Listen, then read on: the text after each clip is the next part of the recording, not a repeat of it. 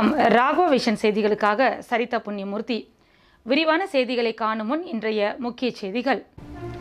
France நாட்டின் தேசிய தினத்தையொட்டி புதுச்சேரியில் பிரெஞ்சு மக்கள் மின் விளக்குகளை கையில் ஏந்தியபடி ஊர்வலம். புதுச்சேரி ஒருங்கிணைந்த நீதிமன்ற வளாகத்தில் புதியதாக 7 நீதிமன்றங்கள் திறப்பு. வானூர் அடுத்த புளிச்சம்பலம் கிராமத்தில் மின் வேலியை கடக்க முயன்ற 2 பெண்கள் மின்சாரம் தாக்கி பரிதாபமாக பலி. பகுஜன் சமாஜ் கட்சியின் மாநில தலைவர் ஆம்ஸ்ட்ராங் படுகொலைக்கு நீதி வேண்டி மாபெரும் கண்டன பேரணி. இனி விரிவான செய்திகள். பிரான்ஸ் நாட்டின் தேசிய தினத்தை முன்னிட்டு புதுச்சேரியில் பிரெஞ்சு மக்கள் கைகளில் வண்ண விளக்குகளை ஏந்தியபடி ஊர்வலமாக சென்றனர். கடந்த 1789ஆம் ஆண்டு ஜூலை மாதம் 14ஆம் தேதி பிரான்ஸ் நாட்டில் இருந்த மன்னராட்சியை பாரிஸ் நகரில் உள்ள பஸ்தி என்ற சிறைச்சாலையை மக்கள் புரட்சி மூலம் தகர்த்து முடிவுக்கு கொண்டு வந்து மக்களாட்சியை நிறுவினர். இந்த தினம் பிரான்ஸ் நாட்டு தேசிய தினமாக கொண்டாடப்படுகின்றது. அந்த காலத்தில் மின்சாரம் இல்லாததால் மக்கள் தீப்பந்தம் ஏந்தி புரட்சி செய்து வென்றனர். இந்த தினத்தை நினைவு கூறும் வகையில் பிரான்ஸ் நாடு முழுவதிலும் பிரெஞ்சு குடியுரிமை பெற்றவர்கள் வாழும் அனைத்து நகரங்களிலும் ஜூலை 13ஆம் தேதி தீப்பந்த ஊர்வலம் நடைபெறுவது வழக்கம். அந்த வகையில் புதுச்சேரியில் பிரெஞ்சு குடியுரிமை பெற்றவர்கள் இதை நினைவு கூறும் வகையில் மின்விளக்கு ஊர்வலம் நடத்தினர். புதுச்சேரி பிரெஞ்சு தூதரகம் சார்பில் கடற்கரை சாலையில் உள்ள டூப்ளெக்ஸ் சிலையில் இருந்து பிரெஞ்சு தூதரகம் வரை சுமார் 3 கிலோமீட்டர் தூரம் டார்ச் லைட் மின் விளக்குகளை கையில் ஏந்தியபடியும் பிரான்ஸ் நாட்டின் தேசிய கொடி மற்றும் இந்திய நாட்டின் தேசிய கொடியை கையில் ஏந்தியபடியும் ஊர்வலமாக வந்தனர். இந்த ஊர்வலத்தில் பிரான்ஸ் நாட்டு பாடல்கள் இசைக்கப்பட்டு ஆடிப்பாடி மகிழ்ந்தபடி ஊர்வலமாக சென்றனர். ஊர்வலத்தில் புதுச்சேரிக்கான பிரெஞ்சு துணை தூதர் லிஸ் டால்போட் பாரே, உள்துறை அமைச்சர் நமச்சிவாயம் உள்ளிட்ட 200க்கும் மேற்பட்ட பிரெஞ்சு மக்கள் கலந்து கொண்டனர்.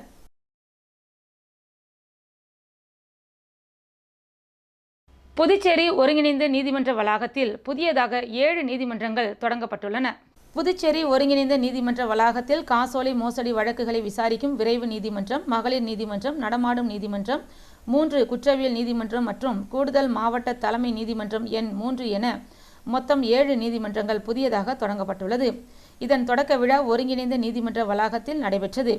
இதில் சென்னை உயர்நீதிமன்ற பொறுப்பு தலைமை நீதிபதி மகாதேவன், துணைநிலை ஆளுநர் CP ராதாகிருஷ்ணன், முதலமைச்சர் ரங்கசாமி ஆகியோர் புதிய நீதிமன்றங்களை திறந்து வைத்தனர். இந்நிகழ்ச்சியில் சென்னை நீதிபதிகள் கிருஷ்ணகுமார், சரவணன், திலகவதி, உயர்நீதிமன்ற நீதிபதி கலைமதி, சட்டப்பேரவைத் தலைவர் செல்வம், தலைமைச் செயலர், புதுச்சேரி தலைமை நீதிபதி சந்திரசேகரன், நீதிபதிகள், வழக்கறிஞர்கள் உள்ளிட்ட ஏராளமானோர் கலந்து கொண்டனர். விழாவில் பேசிய முதலமைச்சர் ரங்கசாமி, எல்லோருக்கும் விரைவாக நீதி கிடைக்க வேண்டும், வழக்குகள் தேக்க நிலையில் உள்ளது என்ற நிலை மாற வேண்டும் என்பது அனைவருடைய எண்ணம். புதுச்சேரியை பொறுத்தவரை நம்முடைய நீதிமன்றங்களுக்கு நீதிபதிகள், வழக்கறிஞர் சங்கத்தினர் கேட்கின்ற தேவையான வசதிகளை செய்து கொடுத்து கொண்டிருக்கின்றோம். அதற்கு ஏற்ப நீதிமன்றத்தை விரிவுபடுத்த வேண்டும் என்று எண்ணினால் நிச்சயமாக அதற்கு தேவையான இடத்தை அரசு ஒதுக்கி கொடுத்து நீதிமன்ற வளாகத்தை விரிவுபடுத்துவதற்கான நடவடிக்கையை உடனடியாக எடுக்கும் என தெரிவித்தார்.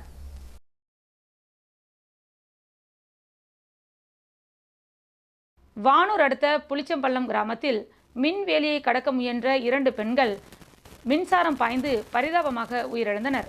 விழுப்புரம் மாவட்டம் வானூர் அடுத்த புளிச்சப்பள்ளம் கிராமம் காலனி பகுதியைச் சேர்ந்தவர் பொன்னமுத்து என்பவரது மனைவி சத்தியவாணி.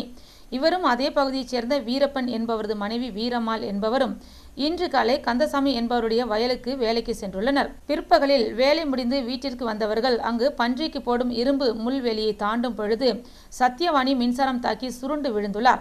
அவரை காப்பாற்ற சென்ற வீரம்மாளையும் மின்சாரம் தாக்கியுள்ளது. இருவரும் சம்பவ இடத்திலேயே உயிரிழந்துள்ளனர்.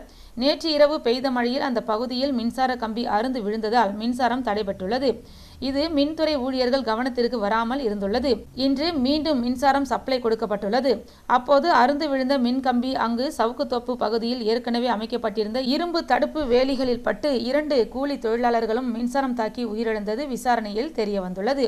தகவல் அறிந்து வந்த வானூர் போலீசார் பிரேதத்தை கைப்பற்றி ஜிப்மர் மருத்துவமனைக்கு உடற்கூறு ஆய்விற்காக அனுப்பி வைத்தனர். மேலும் இதுகுறித்து வழக்கு பதிவு செய்து விசாரணை மேற்கொண்டு வருகின்றனர்.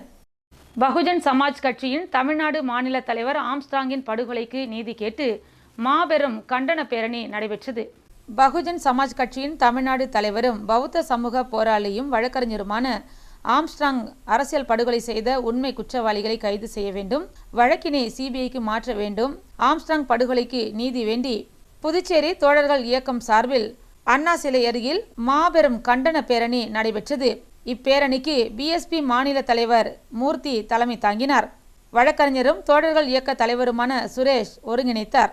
இப்பேரணியில் விசிக முதன்மை செயலர் தேவப்பொழிலன், திராவிடர் கழகம் மாநில தலைவர் சிவ வீரமணி, காங்கிரஸ் கட்சி மாநில பொதுச் செயலாளர் இளையராஜா, பிரெஞ்சு இந்திய முன்னணி தலைவர் இருதயராஜ் சீல், தமிழர் களம் தலைவர் அழகர், பெரியார் திராவிட விடுதலை கழகம் தலைவர் கோகுல் காந்திநாத் உட்பட பல அமைப்புகளைச் சேர்ந்தவர்கள் கலந்து கொண்டனர். பேரணியின் நிறைவாக புரட்சி பாரதம் கட்சி நகர செயலாளர் சிறுத்தை செந்தில் நன்றியுரையாற்றினார். பிரான்ஸ் நாட்டின் தேசிய தினத்தை முன்னிட்டு கடற்கரை சாலையில் அமைந்துள்ள போர் வீரர்களின் நினைவிடத்தில் மரியாதை செலுத்தப்பட்டது.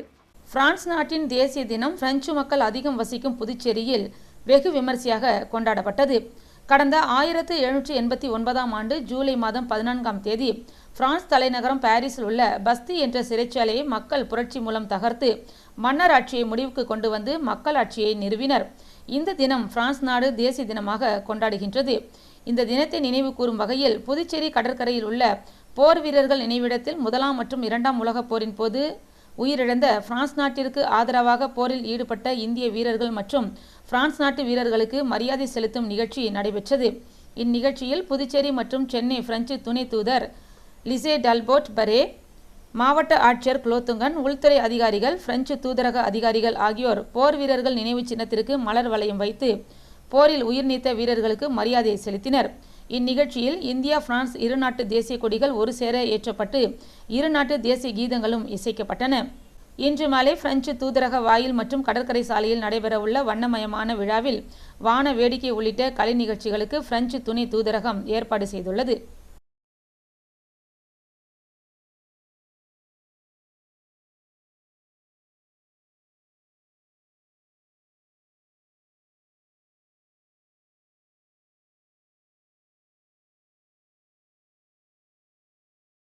புதுச்சேரி பாரதிய ஜனதா கட்சியின் சிறப்பு செயற்குழு கூட்டம் நடைபெற்றது.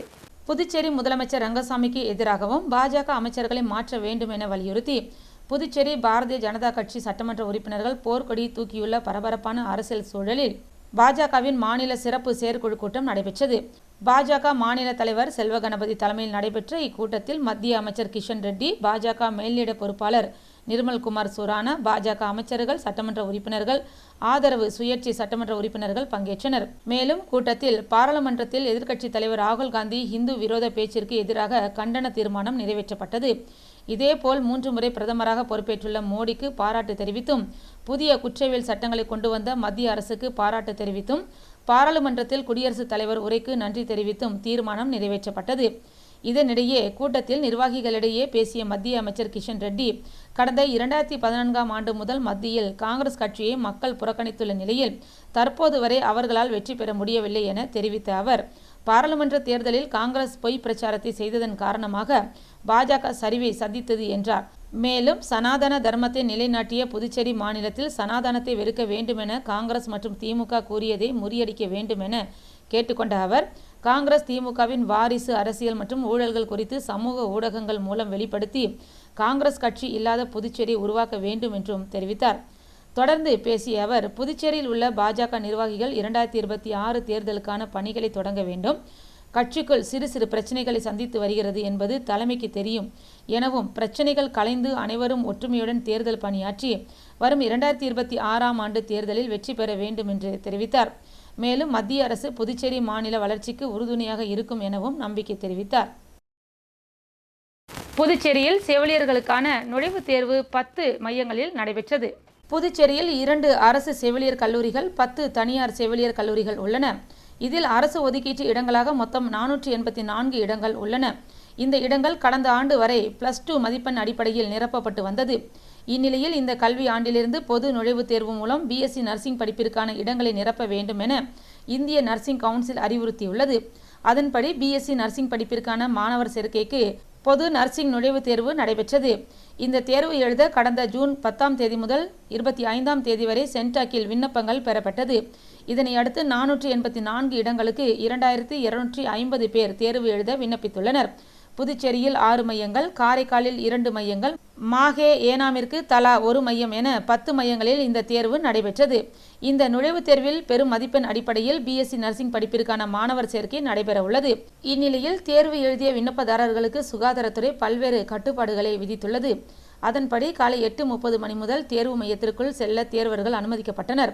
தேர்வறைக்குள் 9 மணி முதல் அனுமதிக்கப்பட்டனர். காலை 9:30 மணிக்குள் தேர்வு மையத்திற்குள் வந்துவிட வேண்டும். காலை 9:30 மணி முதல் 9:45 மணி வரை தேர்விற்கான வழிமுறைகள் தேர்வர்களுக்கு அறிவிக்கப்பட்டது.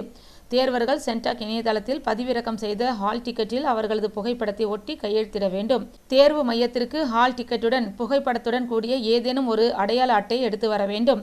தேர்வு மைய வாயில் மூடிய பிறகு எந்த ஒரு விண்ணப்பதாரர்களுக்கும் தேர்வு மையத்திற்குள் அனுமதிக்கப்பட மாட்டார்கள் என தெரிவிக்கப்பட்டிருந்தது.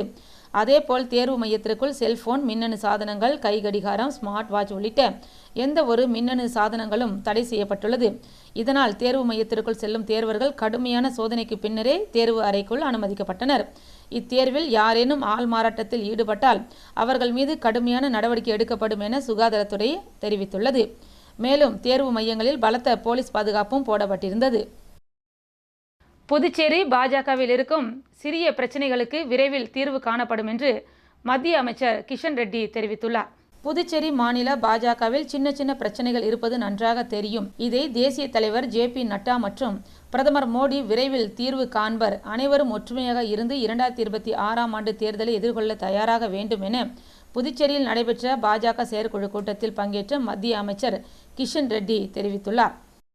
யங் ஸ்போர்ட்ஸ் ஆஃப் இந்தியா அமைப்பின் சார்பில் சிலம்பம் போட்டி நடைபெற்றது. வில்லியனூர் மணவெளியில் யங் ஸ்போர்ட்ஸ் ஆஃப் இந்தியா அமைப்பின் சார்பில் சர்வதேச அளவிலான சிலம்பம் போட்டி நடைபெற்றது. இந்த போட்டியில் வெற்றி பெறும் மாணவர்கள் அடுத்து நடைபெறவுள்ள உலகக்கோப்பை இறுதிப் போட்டியில் பங்கேற்பார்கள். இந்த போட்டியை சிலம்பம் ஆசிரியர் லயம் அன்பு ஜெகன் தலைமை தாங்கி ஒருங்கிணைத்து சிறப்பாக நடத்தினார். போட்டிக்கு நடுவர்களாக அரசு பள்ளி உடற்பயிற்சி ஆசிரியர் பழனிசாமி முன்னிலையில் பயிற்சியாளர் நரேந்திரன், திருவேங்கடம், சக்திவேல், உமா ஆகியோர் பங்கேற்றனர். சிலம்ப போட்டியானது நெடுங்கொம்பு, ஒற்றைக்கம்பு, அலங்காரம், இரட்டைக்கம்பு, கம்பு சண்டை, ஆயுத சிலம்பம் என பல பிரிவுகளில் போட்டியை லயம் அன்பு ஜெகன் மற்றும் நடுவர்கள் நடத்தினர். இதில் மாணவர்கள் தங்களது படைப்புகளை நடுவர்கள் முன்பு வெகு சிறப்பாக செய்து காட்டினர். வில்லியனூர் மல்லிகா தியேட்டர் அருகில் பட்டணம் பிரியாணி கடை திறப்பு விழா நடைபெற்றது. புதுச்சேரி மாநிலம் வில்லியனூர் மல்லிகா தியேட்டர் வீதியில் பட்டணம் பிரியாணி கடை திறப்பு விழா நடைபெற்றது. இந்நிகழ்ச்சிக்கு மோகித் கன்ஸ்ட்ரக்ஷன் உரிமையாளர் ரவி தலைமை தாங்கிட முன்னாள் ராணுவ வீரர் ராஜா என்கின்ற தட்சிணாமூர்த்தி முன்னிலை வகித்து ரிப்பன் வெட்டி கடையினை திறந்து வைத்தனர். இந்நிகழ்ச்சியில் பாஜக முன்னாள் துணைத் தலைவர் சிவசெந்தில், பாஜக முன்னாள் மாநில செயற்குழு உறுப்பினர் செந்தில், பட்டியலணி மாநில பொதுச் செயலாளர் சபரி கிரிசன், முன்னாள் மாநில தலைவர் கோவிந்தன், கோபதி உட்பட ஏராளமான முக்கிய பிரமுகர்கள், நண்பர்கள், தொழிலதிபர்கள், பொதுமக்கள் என ஏராளமானோர் கலந்து கொண்டு சிறப்பித்தனர். மேலும் 120 ரூபாய்க்கு அன்லிமிடெட் பிரியாணி, கிரேவி, முட்டை மற்றும் இனிப்பு அனைத்தும் சேர்த்து தினந்தோறும் வழங்கப்படும் என்று கடையின் நிறுவனர் சந்துரு, சுந்தர் ஆகியோர் தெரிவித்துள்ளனர். மேலும் 120 ரூபாய்க்கு அன்லிமிடெட் பிரியாணி மற்றும் பார்சல் 100 ரூபாய்க்கும் வழங்கப்படும் என்பதும் குறிப்பிடத்தக்கது. சுற்றுவட்டார பகுதியில் வில்லியனூரில் மட்டுமே அன்லிமிடெட் பிரியாணி வழங்கப்படுவதன் காரணமாக பொதுமக்கள் ஏராளமானோர் கடையில் குவிந்தனர். சிறிய இடைவேளைக்கு பிறகு செய்திகள் தொடரும். புதுவையில் இன்றைய தங்கம் மற்றும் வெள்ளி விலை நிலவரம். தங்கம் 1 கிராம் 6760 ரூபாய், 1 பவன் 54,080 ரூபாய். வெள்ளி 10 கிராம் 970 ரூபாய். மீண்டும் இன்றைய முக்கிய செய்திகள். பிரான்ஸ் நாட்டின் தேசிய தினத்தை ஒட்டி புதுச்சேரியில் பிரெஞ்சு மக்கள் மின் விளக்குகளை கையில் ஏந்தியபடி ஊர்வலம். புதுச்சேரி ஒருங்கிணைந்த நீதிமன்ற வளாகத்தில் புதியதாக 7 நீதிமன்றங்கள் திறப்பு. வானூர் அடுத்த புளிச்சம்பலம் கிராமத்தில் மின் வேலியை கடக்க முயன்ற 2 பெண்கள் மின்சாரம் தாக்கி பரிதாபமாக பலி. பகுஜன் சமாஜ் கட்சியின் மாநில தலைவர் ஆம்ஸ்ட்ராங் படுகொலைக்கு நீதி வேண்டி மாபெரும் கண்டன பேரணி. இத்துடன் செய்திகள் நிறைவடைந்தன. வணக்கம்.